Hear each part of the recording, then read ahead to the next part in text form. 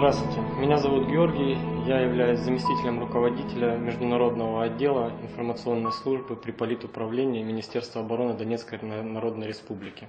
Мы записываем это видеообращение для всех наших друзей, для всех наших партнеров за рубежом, для всех тех, кто не оставил Новороссию в трудный час в беде, для граждан тех стран, которые выходили на митинги многочисленные, прорывали информационную блокаду, присылали нам гуманитарную помощь и рассказывали в своих странах о тех преступлениях кровавой хунты, которые она совершает здесь. Мы благодарны иностранным журналистам, которые героически выходят на передовую, ходят под пулями и снарядами, снимая те преступления, которые совершают кровавые киевские войска.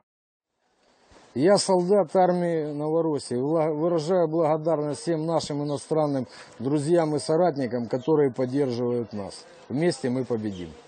Я говорю спасибо всем тем, кто верит в нашу победу и кто не боится высказать свое мнение на той территории, которая еще не наша. Спасибо, ребята. Мы очень благодарны тем организациям, которые оказывают нам гуманитарную помощь. Это очень важно для нас. Спасибо от души. Хочу пожелать удачи всем тем людям, которые, невзирая на запреты ихнего правительства, выходят на митинги, поддерживают нас, весь Донбасс, и продолжают наше дело. Мы победим.